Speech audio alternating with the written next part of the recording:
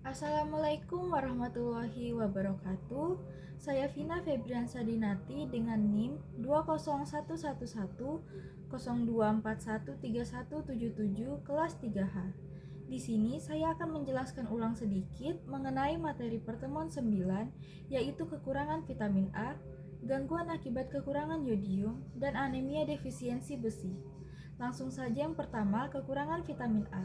Sekitar 250 juta anak mengalami kekurangan vitamin A dan setidaknya ada 500.000 anak per tahun yang menjadi buta, bahkan sebagian besar meninggal dunia. Kekurangan vitamin A merupakan salah satu penyebab terjadinya gagal tumbuh, penurunan respon imunitas, dan merupakan risiko tertinggi terjadinya seroftalmia. Menurut data WHO, ada 3 hingga 10 juta anak per tahun yang menderita seroftalmia.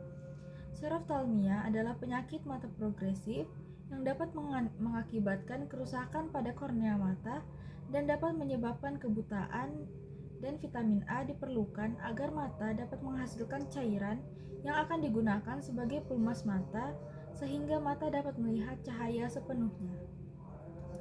Berikut adalah penyebab kurangnya vitamin A. Yang pertama, kurangnya asupan makanan yang mengandung vitamin A. 2. Penyerapan vitamin A dalam tubuh yang tidak terjadi secara maksimal. Yang terakhir, tidak mendapatkan ASI eksklusif. Indonesia merupakan salah satu negara berkembang pertama yang mengidentifikasi tingginya jumlah kasus kekurangan vitamin A dan telah mengambil tindakan untuk mengatasinya sejak tahun 1970-an. Dan dalam 2 dekade, prevalensi dari kekurangan vitamin A telah berkurang menjadi 0,33% pada tahun 1992. Kedua, gangguan akibat kekurangan yodium. Gangguan akibat kekurangan yodium adalah penyakit yang ditandai dengan terjadinya pembesaran kelenjar tiroid atau yang biasa kita sebut dengan gondok. Dan tingginya kasus gondok diasumsikan terjadi akibat adanya degradasi lingkungan yang menyebabkan tercemarnya lahan-lahan yang kaya akan kandungan yodium oleh limbah industri dan pestisida.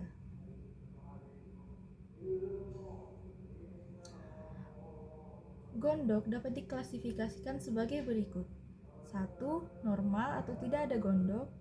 2. Grade 1A, gondok terdeteksi dengan perabaan dan tidak tampak saat leher dibentangkan. Yang ketiga, grade 1B, gondok dapat diraba tetapi hanya terlihat saat leher dibentang penuh. 4. Grade 2, gondok dapat dilihat saat posisi leher normal. 5. Grade 3, gondok sangat besar sehingga dapat dilihat dari jarak jauh. Langkah pencegahan yang dapat dilakukan adalah dengan mengonsumsi garam beryodium kisaran 20 hingga 40 mg yodium, melakukan vaksinasi, screening awal, menghindari penderita, dan rajin mencuci tangan. Terakhir, anemia defisiensi besi. Di Indonesia, sekitar 50 hingga 70 juta orang menderita anemia defisiensi besi. Anemia defisiensi besi adalah salah satu jenis anemia yang paling sering terjadi di Indonesia pada ibu hamil. Anemia ini terjadi akibat kurangnya zat besi yang berdampak pada penurunan jumlah sel darah merah sehat dalam tubuh. Tingginya kasus anemia defisiensi besi disebabkan oleh kurangnya konsumsi makanan yang mengandung zat besi, tidak dapat menyerap zat besi dengan optimal, mengalami pendarahan, atau saat dalam proses kehamilan membutuhkan lebih banyak zat besi. Anemia ini dapat ditangani dengan mengonsumsi daging merah dan sayuran berwarna hijau gelap serta suplemen zat besi. Dan untuk pencegahannya dapat dilakukan dengan mengonsumsi makanan yang kaya zat besi seperti daging, kuning telur, dan susu, juga meningkatkan jumlah konsumsi makanan atau minuman yang mengandung vitamin C yang dapat meningkatkan proses penyerapan zat besi. Sekian, wassalamualaikum warahmatullahi wabarakatuh.